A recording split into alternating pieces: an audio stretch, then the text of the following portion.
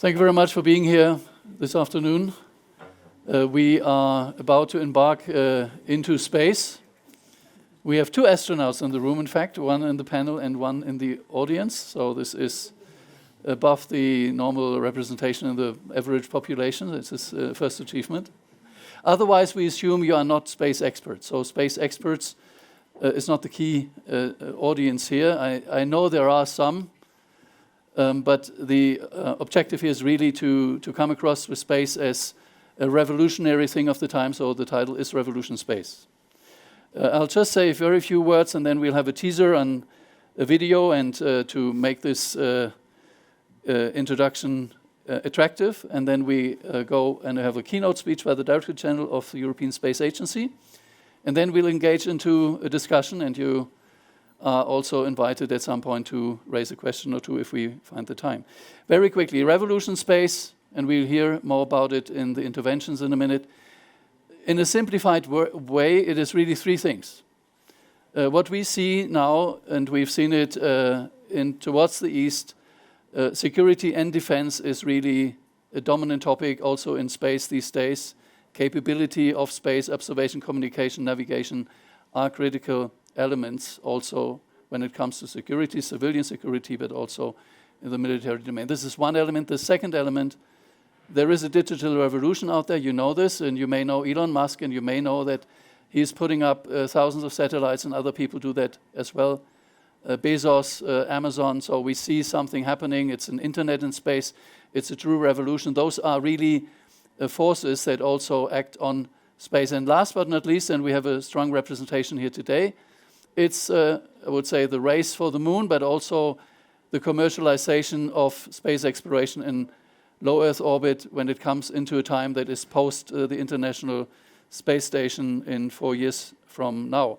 Now, this is really to set the parameter, and we try to zoom into this in a minute, and I hand over to you. And Thorsten, we will have an attractive introduction from your side, please. Hello, I have 4 minutes. Let's start with a video. I'm Thorsten Hoffmann, an award-winning filmmaker, entrepreneur, and techno-optimist. I'm really into emerging technologies and how trillion-dollar industries are forming around them. There were headlines, new era private industry is going to lead the way. Right now, the space sector is going ballistic. No, they're not. And trust me, it's way bigger than Musk and Bezos. SpaceX were the first private company to put a satellite in orbit. We were the second. So allow me to whirl you around the world, catapult you into orbit, and hurl you through space. Oh my God. My mommy could be an astronaut. A CubeSat can be as small as this. Launching into space for, say, $100,000. So why is this guy spending $2 billion on 3 huge satellites? Are you crazy? No. We don't have the right to make mistakes because it would be fatal. Something like this re-entering and hitting a populated area. I deorbited dozens of spacecraft. Well, we don't have to do that anymore. Refueling satellites in orbit, drug development in microgravity, mining on asteroids. The amount of platinum group metal is in the trillions of dollars. Someone is already building a space hotel, like the one I read about as a kid. This is happening. We are building a space station. If the public does not see the value of this is creating a $1 trillion market opportunity. I will work to ensure that they do. Roger that. Let's meet those turning science fiction into science fact. And those are the people who are doing exactly that. So this is my film, Fortitude. It's available on Apple TV.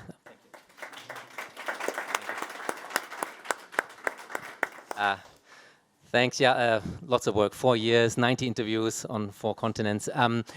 So thank you, I appreciate that. We premiered it actually in the Library of Congress in Washington and in many cities, maybe even your hometowns. It's now available on Apple TV and Amazon. And 4 years ago, when I started this project, you know, those people on the screen were telling me, well, space affects all of us. You know, what NASA is researching on space, it affects our everyday lives. But I think now, slowly, it really becomes into the mainstream, right? The rockets are launching every week, literally, and the I mean, Starship, it's just going to be the most amazing human-made machine ever. And we're going back to the moon, right? There's so many things happening, and we have the experts here to tell us a bit more about it. I selected a clip, 2 minutes only, about what I find the most interesting, the most sci-fi kind of part of the space industry, which is space stations that are owned not by governments but by private businesses, and what can be done there. So a few interview experts are telling us what's happening there. Next clip. I can't say exactly, well, what's going to be the next billion-dollar industry? Actually, I can. It's going to be pharmaceuticals in space. Pharma giant Merck, known as MSD outside North America, was founded at the end of the 19th century. Merck has been able to develop more pure formulations on orbit. Well, in microgravity, the particles remain suspended and therefore can grow more perfect in all 3 dimensions, which could help improve cancer treatments.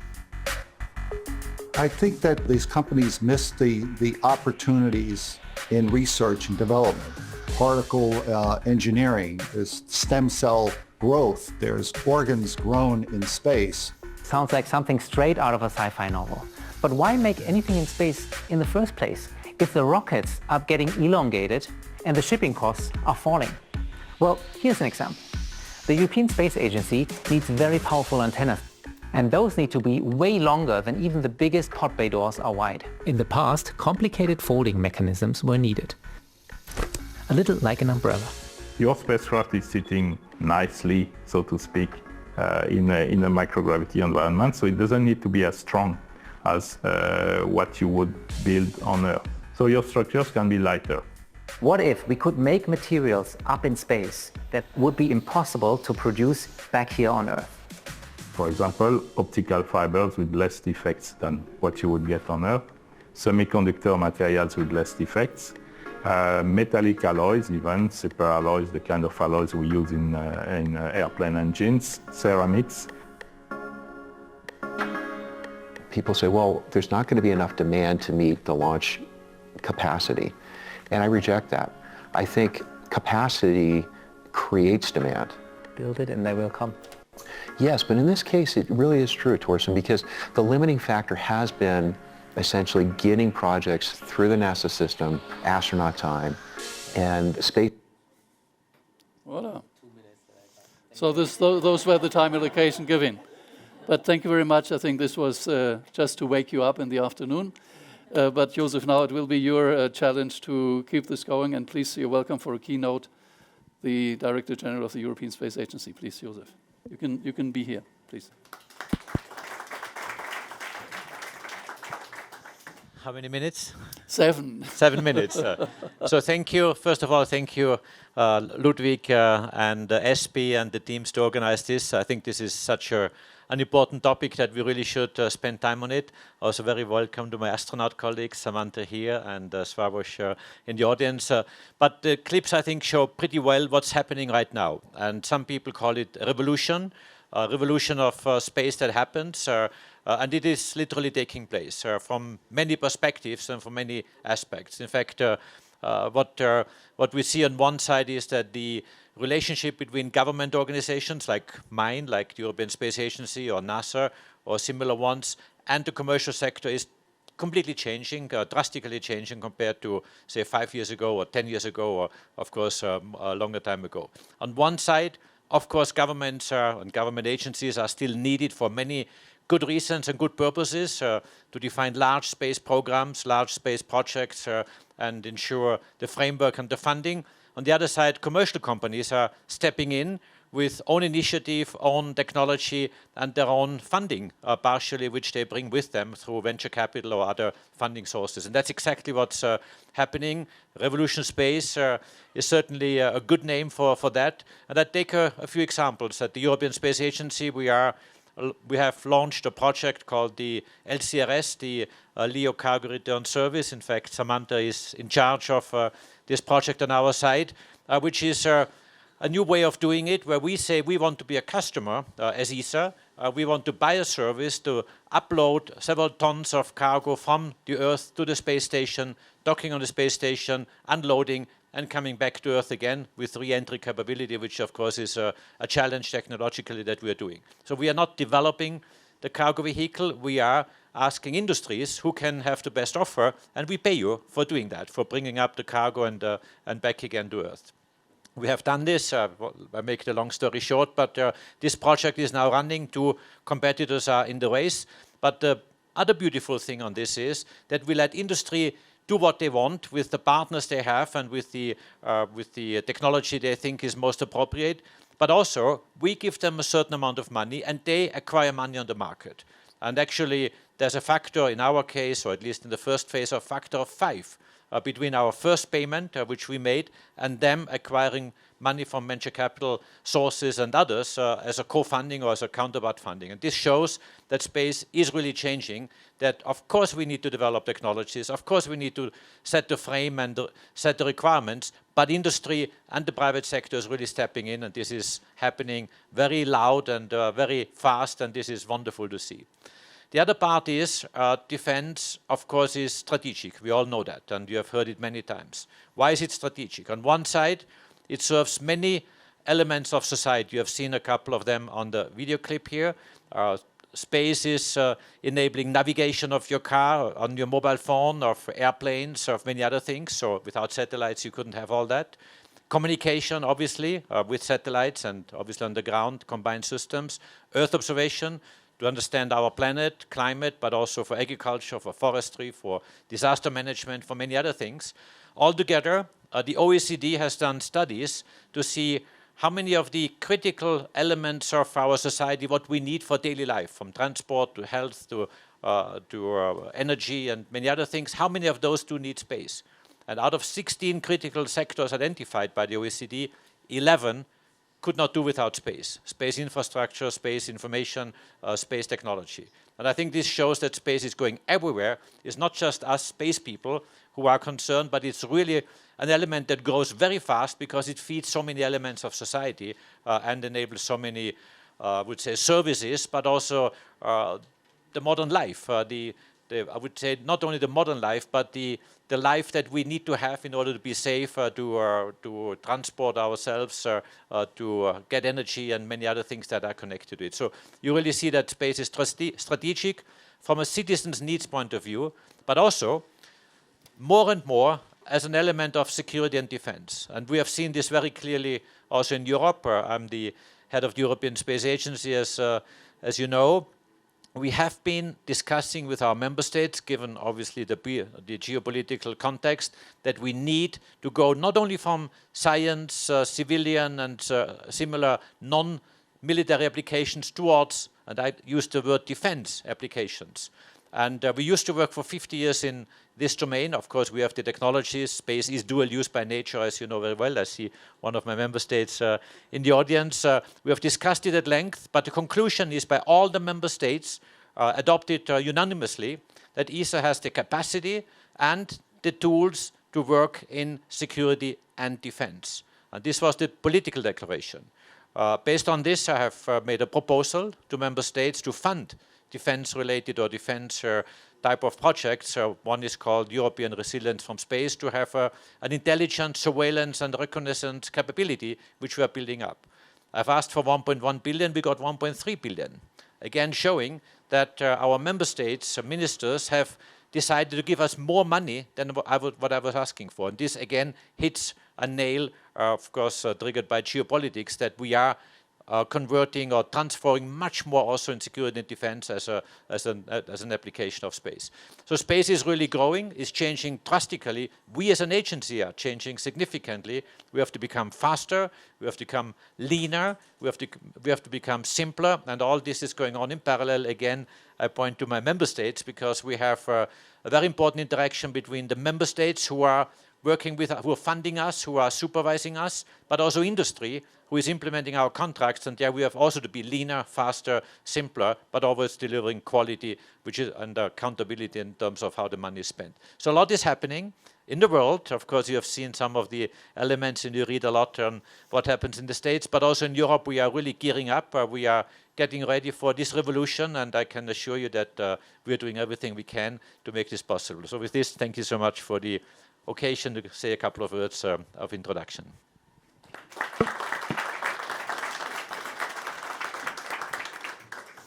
Thank you very much, Josef, and you delivered on time. Thank you. Always on time, yes. Schedule is a key element. You mentioned the budget, 22.3 billion. It was a record subscription. I think this is an enormous message for Europe. To give you an idea how these numbers compare globally, what you see when you talk about investments in the security domain today that touch space, you get into the range of maybe 100 billion. This is something that is today overtaking also the civilian side. When you look into big companies like Amazon and others, those are enormous figures of investment in single systems that can be 10 billion and the like. So this is significant amounts, and it's a matter of scale and it's a matter of speed. Now, I would like to start with you, Samantha. And I will not start with the astronaut. I will start with the Italian Air Force pilot, which you are also. And maybe you can give us a perspective on how you see space, and it can include the exploration part, but how do you see space in that perspective? Okay, well, first of all, good afternoon. And Ludwig, you're bringing me back to a previous life, which is quite far in the past now. But certainly the topic, I mean, I did start my career in the military, and the topic resonates with me very, very closely.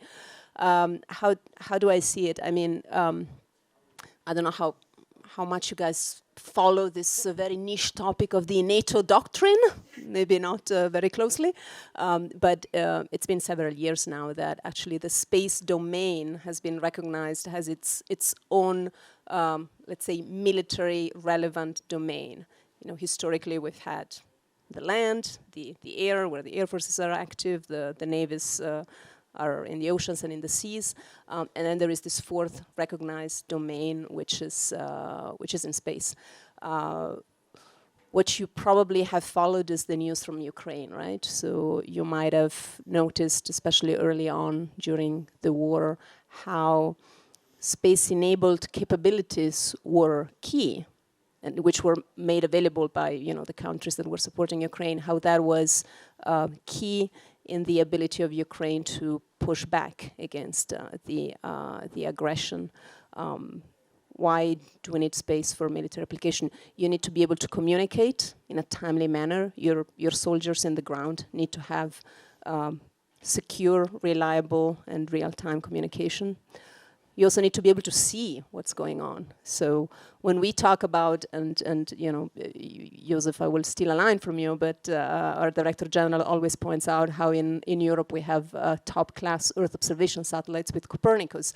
Well, an image from space to a farmer, it can be something that tells them, where he needs to, put more water because the terrain is getting drier. So precision agriculture to a logistics, a global logistics company. It can be about keeping track of their ships, for example, or weather situations. To a military commander, it's about knowing what's going on in the ground in real time, and that is absolutely fundamental. And then, of course, we have the navigation services. I mean, nowadays, you need to be able to navigate precisely. You need to be able to deliver your weapons precisely. And you are going to do that in many cases with the use of space-enabled navigation services. It can be, what everyone knows, the American GPS, but again, still in a line from Josef, we actually have our own, the Galileo navigation constellation that actually delivers an at least equally good service. So those are, I would say, the three pillars, which are also the three pillars of our new program, the European Resilience from Space, that, again, very much dual use. All of those things, navigation, Earth observation, communication, we all use that in our real life. They're embedded in our society, in our economies, but they are inherently dual use. Our militaries, to keep us safe, need those capabilities. Thank you very much. So I think this is a very relevant development today, and we are stepping up on this also in Europe.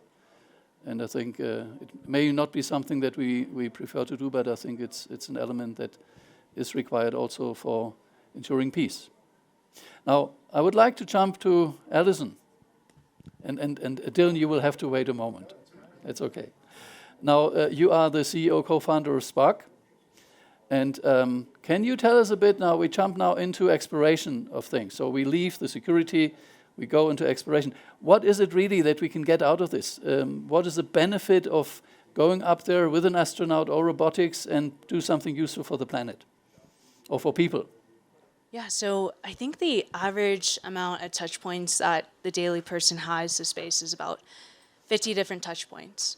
You wake up to an alarm, you check the weather, maybe you do a GPS to work, you get hungry and you order food. And these are all these common daily lives touch points that we have to space. What we're really focusing on is the future of medicine. So we believe that we could cure cancer in space by changing the physics of the environment. And basically what that means too of the work that we're doing is that if you're a cancer patient, you more likely will have to switch 2 to 3 times different chemotherapies. Because as of right now, it's a trial and error process. Most size fits most. What we want to do is imagine this future where we're not guessing.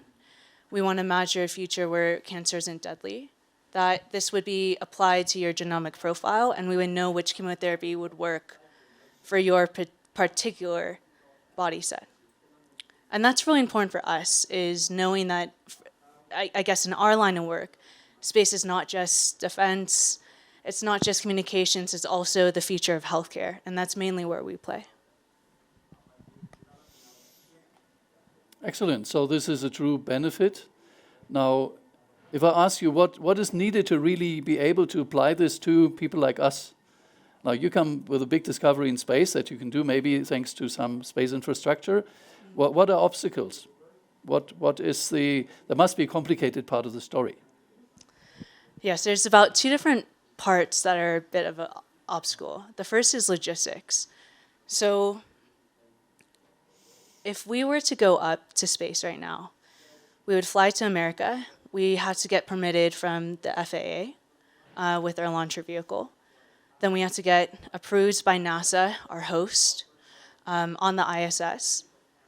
And because we're carrying BSL level 2 biology, so cancer cells, cancer organoids, experimental drugs and pharmaceuticals, we need potentially to get a permit from the CDC.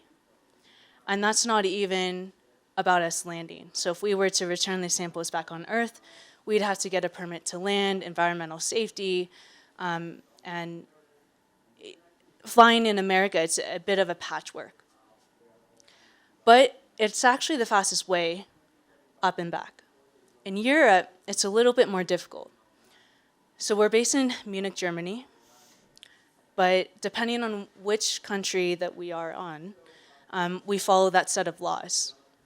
We're very excited for the EU Space Act to roll out, where we're going to have more harmonized laws across the member states. And I think the point is even though the regulation for us is not as easy as if we were to fly out of America, it also shows that we're in this transition point. Because ESA now is creating a framework for us to be able to do biology, bring it back to space in a simple way. And once we get that right, we'd be able to run very quickly and be able to cure cancer in space. We want to look far past remission and go straight for cures. As of right now, when we speak about cures, we're really speaking about remission. So every cancer patient is really on this management cycle. Thank you very much. So you said flying up and back, that is a nice term. Now Europeans, our European astronauts today cannot fly up and back on a European vehicle, which makes it a bit more complicated. Maybe something that Europe can attack in the future. The regulatory part obviously is important. And with this, I would now finally, Dylan, come to you. And I'd like to take more the commercial side of things. You are a businessman. We had last night a session when we tried to figure out how can you actually raise finance and money, what is the space economy? And there will be people that say, oh, this is all a hype, and others will say, no, there is a true case on which you can get investment attracted. And we also said storytelling is important. You are part of the storytelling, but credibility is important. So what is the credible business case? What makes you fly? Well, thank you for the question. It's great to be here. So for those of you who don't know, Voyager went public on the New York Stock Exchange in June of this past year. And so I think that answers the question a bit. Is it investable? Is space investable? This was pre-SpaceX IPO. This was pre some of the hype that have come to pass here recently on orbital data centers. It was purely underwriting our existing business, which is denominated really in this three parts that we're talking about here. It's current International Space Station mission management, which is slow and a bit bureaucratic, but it's credible and it's happening and it's revenue generating. It's also national security concerns, whether it's laser communications, which ties directly also to internet, but also things like missile defense shields and the like. So that was all underwritten by the leading investors in the world. Our investment banks were Morgan Stanley and JP Morgan, and we raised $500 million. And then about 90 days after that, we raised another $500 million at an imputed interest rate of around 3%. So to give you a sense, in 48 hours, our company was able to raise $500 million at a lower interest rate than the federal government in the US can issue T-bills. So I think that, and that's not just us, that is the industry being underwritten in that way. That's a long ways from where we started. You know, I got involved in the industry in 2008, and back then if you talked about making a space investment, like an asteroid mining company, people would snicker a bit and they would look down their nose at you, and of course those same people now ask me for investment advice. So we've come a long way. But why does it matter, right? Why does it matter? It matters because finance drives the ability to commercialize these markets.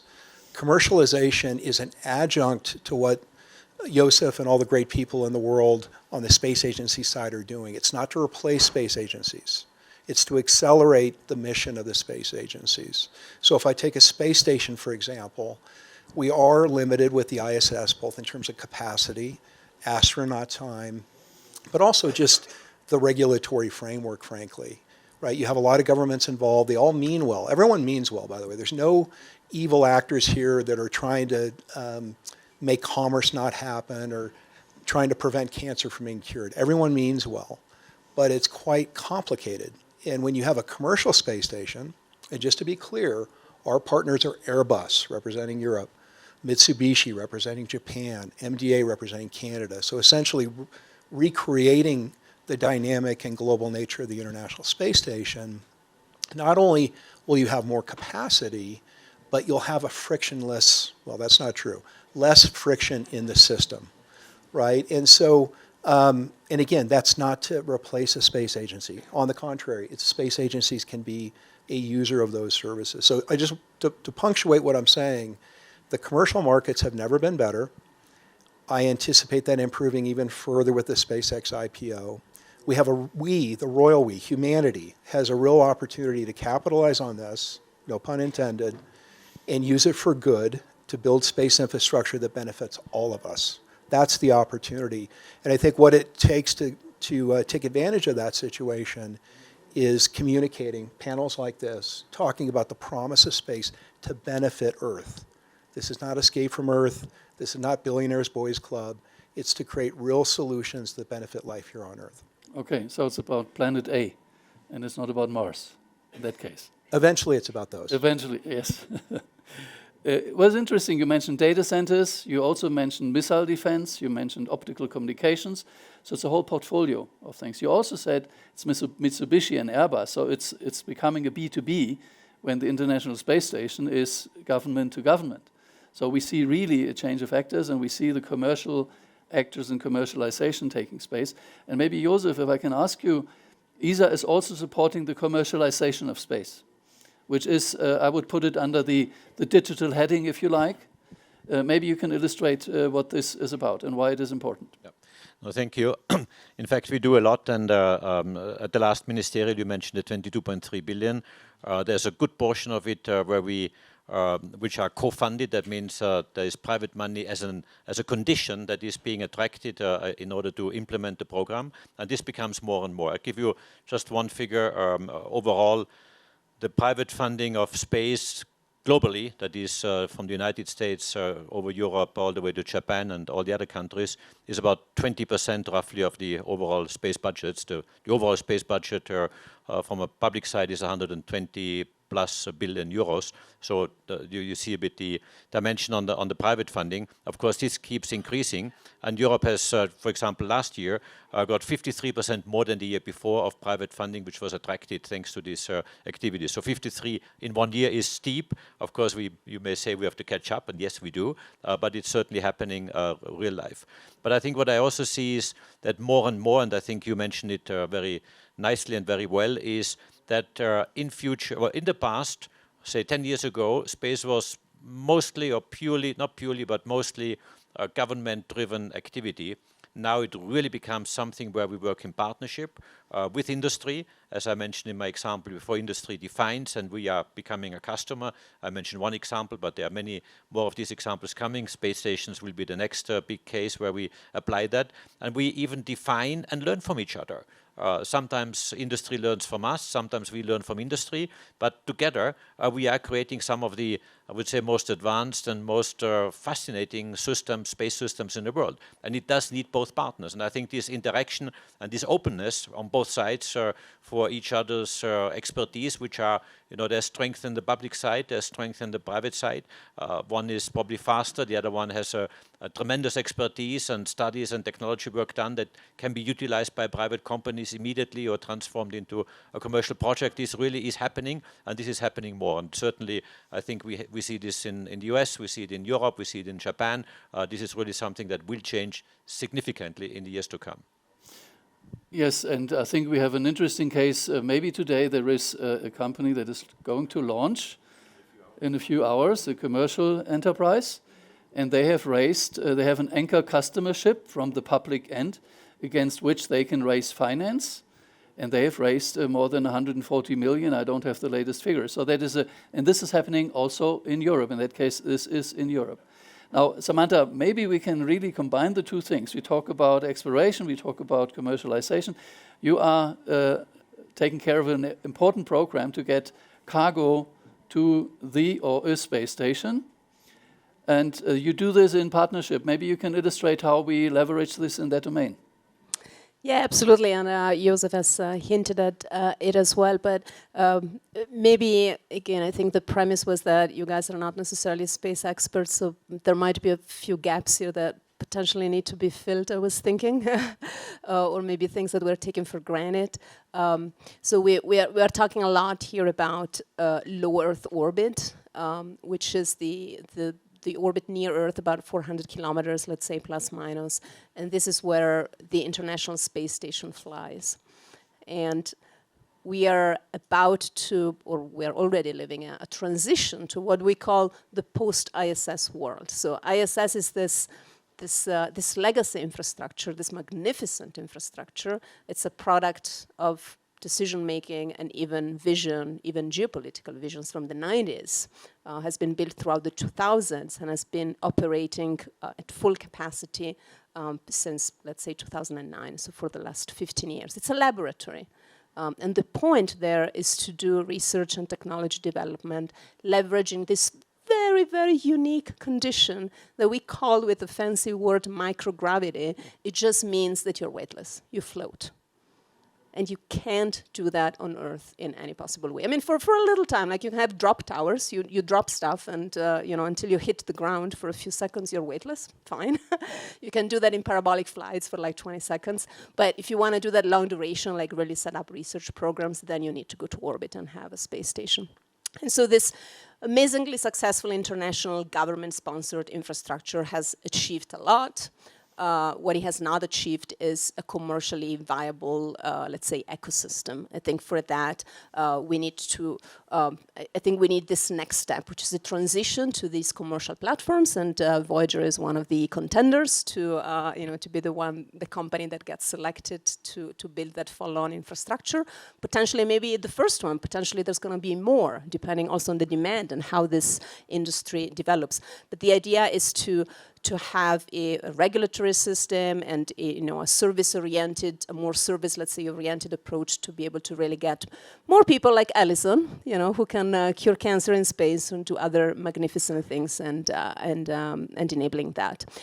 So in this world post-ISS, we in Europe want to remain partners. Of course, the partnership with Airbus was mentioned at the B2B level, but also in terms of space agency, we certainly want to make sure that we bring capacities and capabilities to the table. And one fundamental capability when you have a space station in orbit is to be able to get there and back. So unfortunately in Europe, we're still far from being able to actually getting people there and back. So for that, we're going to have to rely for a little while longer, hopefully not forever, on our partners. But at least for cargo, we need to get that capability back, which we've had in the past, at least there, not necessarily back. And we're trying to use this more modern and in the ultimately more promising approach to have a partnership with private industry. This is what NASA did with SpaceX. This is what enabled SpaceX at the very beginning. I mean, the contract that really enabled them to survive and to grow was the contract they got from NASA to develop the cargo Dragon vehicle.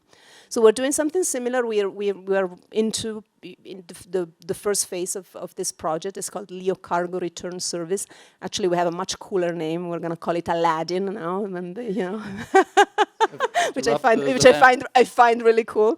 But anyway, so and the point is to develop not one but two vehicles. We want to maintain competition in the system to drive, keep the costs down, drive innovation, but also ensure availability, cadence. This is really important to me. When you want to have that thriving economy, you can't have to wait for months and months until you get onto the manifest of a vehicle. So you need to have a diverse and rich offer.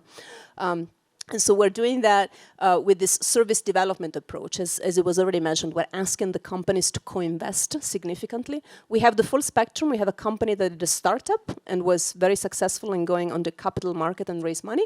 And we have a company that is a legacy prime, and they might have to go to a bank and get a loan if they're serious about bidding for the next phase. But the cool thing is that they maintain the design authority. They can make their actual decisions, and in the end, the vehicle belongs to them. So they can sell the service to us in the future, but potentially they can also sell it to other third-party customers. Yes. So it's really a change on how you buy stuff. And you mentioned also how often you want to go up and down. So we talk to the user. So you have all the people here. How much space do you need in space for doing the stuff you need to do for cancer research, and how often do they go up and down? Do you have a spec? So we're doing our first qualifier this May out of Sweden. And in the future, the way that I think about it is the size of our laboratories.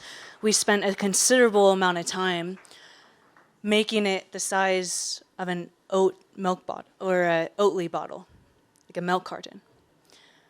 And we would be able to run 4 experiments with a few chemotherapy drugs and be able to expose this in space. So we've spent a lot of time of how small could we make a laboratory autonomously with no one needing, no crew, no astronaut, to be able to run and grow cancer cells in space. Eventually, it will be bigger, but we wanted to challenge ourselves to see how small.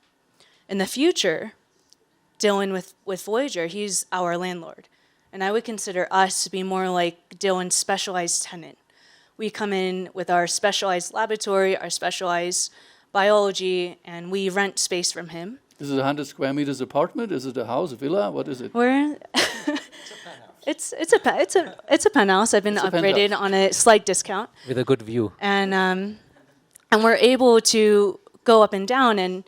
And the best part of being autonomous with BSL Level 2 and knowing that there's going to be future cargo shuttles, what Samantha's working on, is that it's unmanned. And that allows us to be able to fly BSL Level 2 biology into space at a lower regulation because a human is not part of the cargo.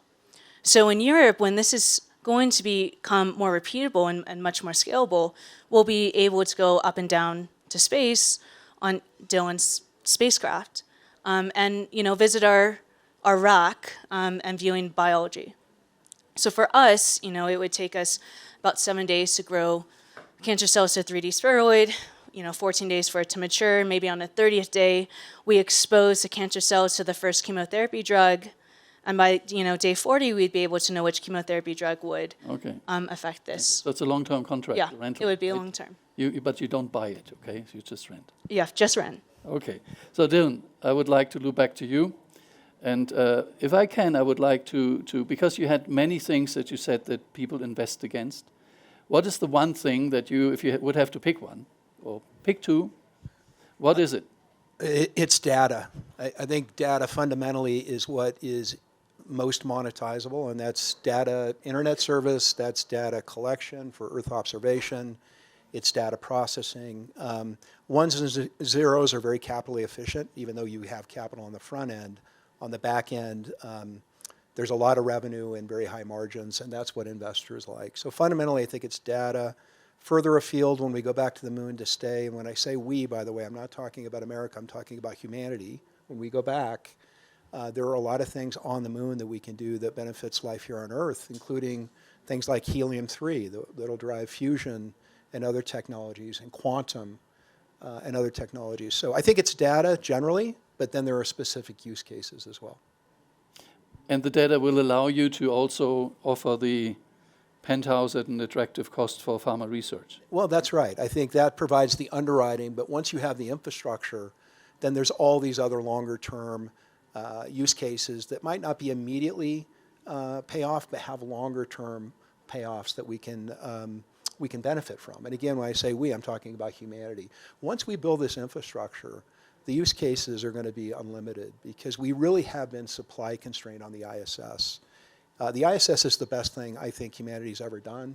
It deserves a Nobel Peace Prize. It's great international collaboration. And that's maybe just a theme I would leave you with. You know, there's a lot of geopolitical turbulence, but space has always been the best of us. It's always been a projection of what humanity is capable of doing. And I think, you know, for those non-space people in the audience, the reason we love space so much is because it transcends a lot of these issues. Okay. So I really want to leave the audience with that notion.